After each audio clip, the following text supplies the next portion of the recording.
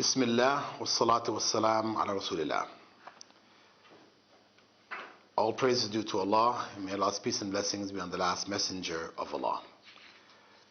Dear viewers, we'd like to respond to the Dispatches program which was aired on Channel 4 in the UK on the 15th of this month. This program claimed to expose Wahhabi teachings and those who were propagating it in the UK, as well as Saudi Arabian connections. Unfortunately, this program was a very irresponsible effort, and I'm sure it has done much more harm than good. Unfortunately, the material was biased and wasn't presented fairly, both sides being heard. At any rate, the section of the program which concerns me particularly is a quote which I made with regards to Prophet Muhammad's marriage to Ayesha before the age of puberty, as being the defining parameters for marriage in Islam. This reality is something which no Muslim in his or her right mind can deny. However, this statement which I made was specifically in regards to attacks which were made on the Prophet's person for having married a person prior to puberty. Actually, what I clarified was that marriage to young people was something normal 1,400 years ago. And in fact, what happened was that the Prophet in his marriage defined for the generations to come where were the limits, what were the principles regarding marriage and age. His marriage defined the distinction between the child and the adult as puberty. Because though he married Ayesha before she reached puberty, she did not come to live with him until after puberty. This was at the age of 9. Puberty at the age of 9 was not uncommon. It's quite common in Arabia. Now, I spoke about this with regards to the other option, the option which is followed currently in Western society, in Europe, where certain ages have been fixed, not in accordance with the natural transitions in a woman's life or a man's life, but numbers fixed by tradition or custom through debate, but really having no clear principles, and which is why they vary from country to country.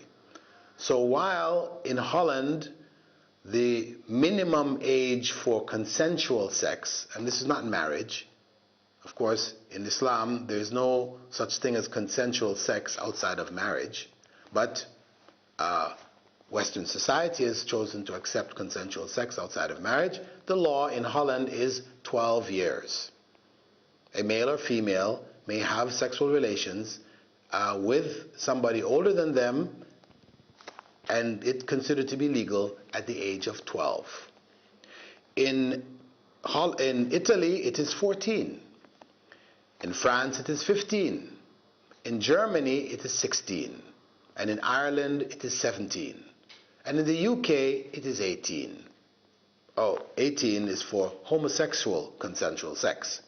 Heterosexual consensual sex is 16. So we say these numbers are very artificial. So what may be considered pedophilia in one country is considered to be legal sex in another country. So there's confusion here.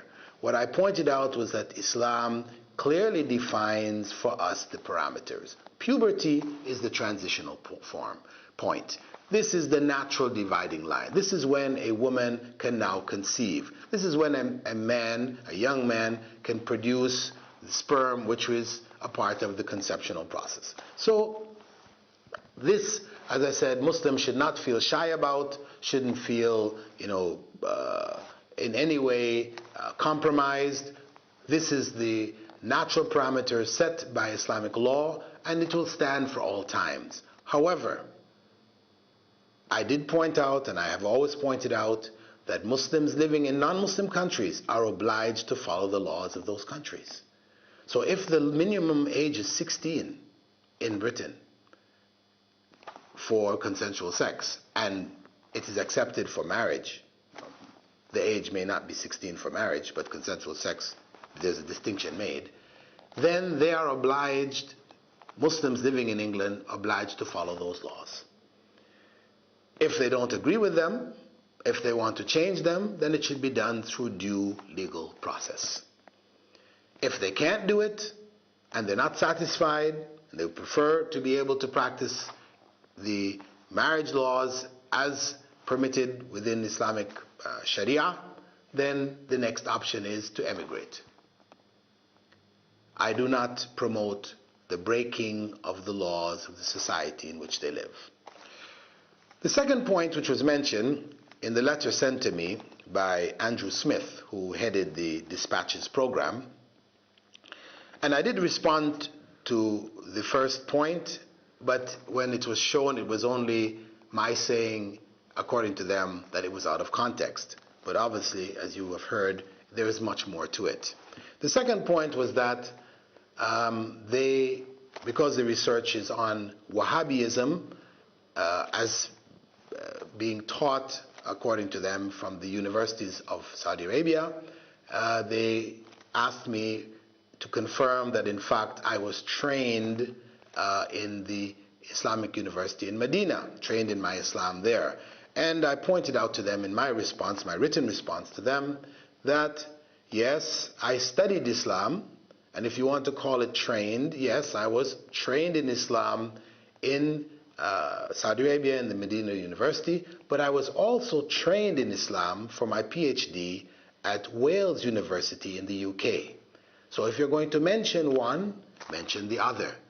If you're going to imply that that training implies that I've now got a mindset, then also put that same principle, apply the same principle for my studies in the UK, where my mindset would also be formed. These are the main 2 points that concerned me in particular. As I said in the very beginning, the program was a great disappointment. It stirs up ill feelings, and it involves a lot of very shoddy reporting, claiming that they were getting undercover information, which is available on CDs in the streets, not really anything secretive. And I would advise the channel, if it really wants to get to the bottom of it, to bring those who are supposed to be the propagators of Wahhabism, sit them down, hear their views, then challenge those views, and give people a two-sided picture of the story. With that, I'd like to thank you for taking the time to see my response, and I hope that it goes some way towards clarifying the confusion and the doubts which may have come from the dispatches program from Channel 4. Assalamu alaikum wa rahmatullahi wa barakatuh.